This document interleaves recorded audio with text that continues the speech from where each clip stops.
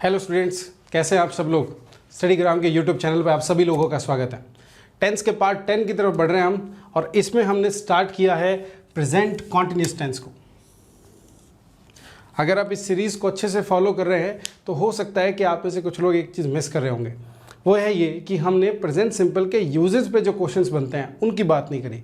मैं यूजेस पे बेस्ड जो क्वेश्चंस हैं वो एक साथ में करवाऊंगा, बिल्कुल करवाऊंगा। पहले मैं चाहता हूं कि आप लोग स्ट्रक्चर्स पे जो है कमांड अपनी बेहतर तरीके से बना लें। तो इसीलिए मैंने एक साथ में चारों स्ट्रक्चर्स इस बार लिख दिए हैं। इस बार मैंने चारों स्ट्रक्चर्स को अलग अलग नहीं पढ़ा रहा हूँ मैं एक साथ में ही मैंने चारों स्ट्रक्चर लिख दिए हैं। हम वही काम वापस से करेंगे जो हमने प्रेजेंट सिंपल के अंदर किया था। प्रेजेंट सिंपल में हमने क्या किया था कि एक स्ट्रक्चर हमें मिली थी और उससे हमने सेंटेंस बनाना सीखा था। उसी लीक के अंदर हम आगे बढ़ते हैं। तो देखो, स्ट्रक्चर से सेंटेंस बनाने के लिए आपको एक सब्जेक्ट, वर्ब और एक और ऑब्जेक्ट चाहिए होता है। सब्जेक्ट, वर्ब और ऑब्जेक्ट क्या होता है, इस पूरी सीरीज की सबसे पहली वीडियो में मैंने आपको यही सिखाया था कि सब्जेक्ट, वर्ब और ऑब्जेक्ट क्या होता है। तो आओ एक सेंटेंस बनाते हैं। उसके बाद में मैं चाहूँगा कि आप लोग सीखें कि कैसे एक सेंटेंस से आप बाकी के 3 सेंटेंस भी बना पाओगे, ये सीखेंगे। तो पहले एक सेंटेंस बनाते हैं। सबसे पहले स्ट्रक्चर के अंदर डिमांड की गई है एक सब्जेक्ट की। सब्जेक्ट जो होते हैं वो होते हैं नाम। आप कोई भी नाम यानी नाउन या कोई भी प्रोनाउन यहाँ पे चुन सकते हो। तो मैं राम लिख देता हूँ क्योंकि यही एक पॉपुलर सब्जेक्ट है, बार बार अपन यूज़ करते आ रहे हैं। एक बार और लिख दिया। आप इस जगह पे रमेश, सुरेश, मनोहर, ख्याति, स्वाति, अनुषा, जो नाम पसंद हो वो लिख सकते हो। प्लस कोई प्रोनाउन भी लिख सकते हो। I, we, you, she, he, it, they, ये सारे क्या है, प्रोनाउंस है। इनमें से कुछ भी लिखो, कोई फर्क नहीं पड़ता, आपका सेंटेंस अब तक सही है। इसमें आगे बढ़ते हुए अब डिमांड यही है कि यहाँ पे इज, एम या आर में से किसी एक को लिखना है। अगर आप किसी भी कंपटीशन एग्जाम की तैयारी कर रहे हैं तो ये फिक्स बात है कि आपने 10-12 तो पास की होगी, और अगर आपको ये नहीं पता कि इज कहाँ आता है, एम कहाँ आता है और आर कहाँ आता है, तो फिर थोड़ा सा दिक्कत वाली बात है। मैं देख रहा हूँ यूट्यूब पे बहुत सारे टीचर्स इज, एम, आर कहाँ लगता है ये पढ़ा रहे हैं, बट मेरे हिसाब से मुझे नहीं लगता किसी को ये पढ़ाने की जरूरत होती है। तो यहाँ आ जाएगा आपका इज। लेकिन फिर भी जानना चाहते हो तो मैं बता देता हूँ, सिंगुलर चीज़ों के साथ में इज आता है, आई के साथ में एम आता है, और सभी प्लूरल चीज़ों के साथ में और यू के साथ में आर लिखा जाता है। तो राम इज यहाँ तक हमने लिखा। हम अब तक जो वर्ब चुन रहे थे राम के साथ में वो थी प्ले, तो मैंने यहाँ पे फिर से लिख दिया प्ले। लेकिन ध्यान दें कि यहाँ पे जो डिमांड की गई है वो वर्ब की आईएनजी फॉर्म की डिमांड है, तो हमें यहाँ पे आईएनजी फॉर्म लिखनी होगी, और किसी की भी आईएनजी फॉर्म जो है वो आईएनजी ऐड करके अपन लिख सकते हैं। तो ये आपका तैयार हो गया। यहाँ पे देखो आधा सेंटेंस, राम इज प्लेइंग। अब एक ऑब्जेक्ट की जरूरत है। ऑब्जेक्ट ऐसा लेना होता है जो सेंटेंस के साथ कंप्लाई करे, है ना। ऑब्जेक्ट कैसा हो, जो जिस चीज़ को खेला जा सके। खेला किस चीज़ को जा सकता है, किसी स्पोर्ट को। अब आप किसी भी स्पोर्ट का नाम यहाँ लिख दो। मैंने लिख दिया क्रिकेट, इंडिया में रहते हैं क्रिकेट ही लिखेंगे, और क्या लिखेंगे। अगर आप चाहो तो यहाँ फुटबॉल लिखो, हॉकी लिखो, बास्केटबॉल लिखो, वॉलीबॉल लिखो, जो आपको खेल पसंद है वो लिखो। लूडो लिख दो मेरे हिसाब से, तो मेरे को कोई फर्क नहीं पड़ता। तो सेंटेंस बनेगा राम इज प्लेइंग क्रिकेट। इसके अलावा आप कैसे भी बना सकते हो सेंटेंस। तो ये तो आपने चीज़ सीखी ली थी पिछले सेंटेंस में, या सॉरी पिछले टेंस में हमने यही तो सीखा था कि एक सब्जेक्ट की जगह सब्जेक्ट, वर्ब की जगह वर्ब और ऑब्जेक्ट की जगह ऑब्जेक्ट लगा देने से सेंटेंस तैयार हो जाता है। अब आप सीखो कि एक स्ट्रक्चर से दूसरे स्ट्रक्चर में जाते समय चेंजेस देखो क्या होते हैं। आप अगर देखोगे तो इस स्ट्रक्चर में और इस स्ट्रक्चर में सिर्फ एक ही वर्ड का चेंज है, और वो है किसका, नॉट का। यानी कि इसका जब भी सर कोई सेंटेंस होगा और उसको हम इसमें कन्वर्ट करे होंगे तो सिर्फ एक ही चेंज होगा, बिल्कुल नॉट ही लगेगा। तो इस सेंटेंस को कैसे बनाओगे, बिल्कुल ऊपर वाला सेंटेंस वापस से लिख रहा हूँ। देखो मैं, राम इज प्लेइंग क्रिकेट। लेकिन इस स्ट्रक्चर में क्या चेंज है, इसमें नॉट आ गया था, तो वो नॉट जो है वो मैं लिख दूंगा। कहाँ लिखा गया नॉट, इज, एम, आर के बाद लिखना होता है। तो ये देखो इज, एम, आर के बाद लिख दिया। इतना ही तो सिंपल है। इंटेरोगेटिव पॉजिटिव क्या करोगे, सेम। मैं तो वही सेंटेंस लिखने को तैयार हूँ, लेकिन आप स्ट्रक्चर में देखो क्या चेंज हुआ है। अगर आप ध्यान से देखोगे तो इस स्ट्रक्चर से इस स्ट्रक्चर बनने में सिर्फ एक ही फर्क है। ये जो इज, एम, आर वाला पोर्शन है ये सब्जेक्ट से पहले आ गया है। चेक करके देख सकते हो, इज, एम, आर पहले आ गया है, फिर सब्जेक्ट आया, फिर V1 ING वही है, ऑब्जेक्ट वही है। एक नई चीज़ और हुई है, वो है क्वेश्चन मार्क आ गया है। तो सेंटेंस में भी ऐसे ही करना है। पहले अपन क्या करते हैं, इज, एम, आर में से कुछ लिख देंगे, क्योंकि हमें पता है हम आगे राम लिखने वाले हैं, तो इसलिए हमने यहाँ क्या लिख दिया, इज। अगर हम आगे यू लिखने वाले होंगे तो आर लिख देगा, अगर आगे हम आई लिखने वाले होंगे तो एम लिख देंगे। तो इज राम, फिर आ जाएगा प्लेइंग, क्योंकि ING फॉर्म की डिमांड है, स्ट्रक्चर में देख सकते हो। फिर आ जाएगा यहाँ पे क्रिकेट, और लास्ट में क्वेश्चन मार्क लगाना ना भूलें। तो सेंटेंस तैयार हुआ, इज राम प्लेइंग क्रिकेट। उसके बाद में जो फाइनल है उसको भी लिख देते हैं जल्दी से, इज राम। आप देखो सब्जेक्ट के बाद में नॉट की डिमांड है, स्ट्रक्चर में देख सकते हो, तो अपन ने लिख दिया है नॉट। फिर उसके बाद में ING लिख दिया प्लेइंग, और फिर लिख दिया क्रिकेट।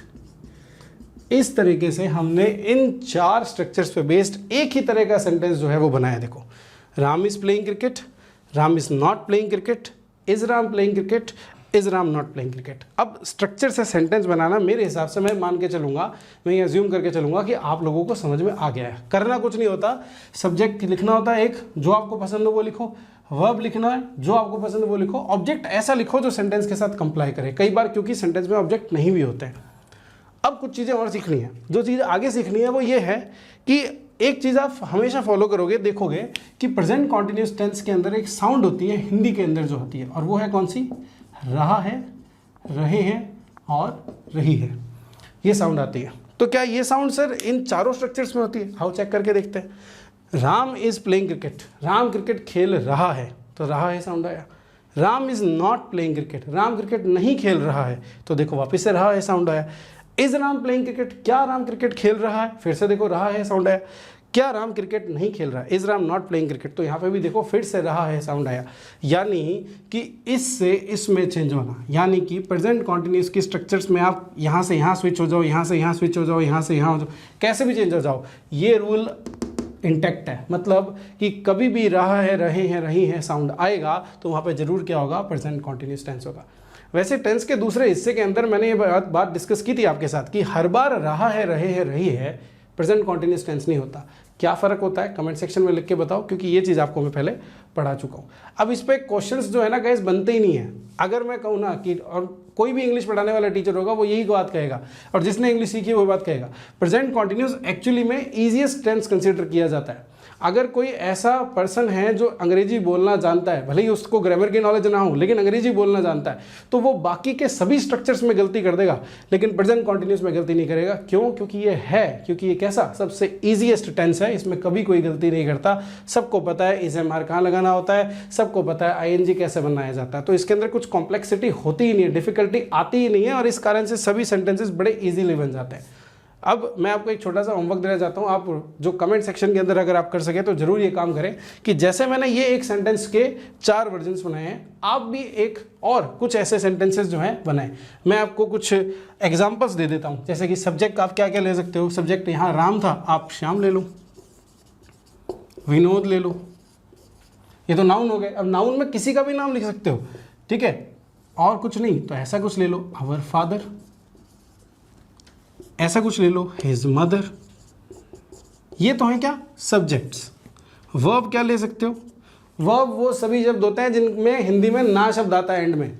ना शब्द, खेलना, कूदना, भागना, आना, जाना, पढ़ाना, पढ़ना, लिखना, कूदना, थप्पड़ मार देना, तो ये सभी शब्द जो हैं वो क्या है? देखो इनमें ना शब्द आपको दिखेगा, तो इसमें से कोई भी शब्द आपको जो पसंद है वो ले लो। मैं इंग्लिश में लिख देता हूँ, जो भी सारे मैंने हिंदी में बोले। क्या था? खेलना, वो तो चलो हो गया। कूदना, जंप, फिर कम, फिर गो, फिर स्लैप। स्लैप कर होता है थप्पड़ मार देना, ठीक है, अच्छी बात नहीं होती है लेकिन कर सकते हो, कोई बात नहीं।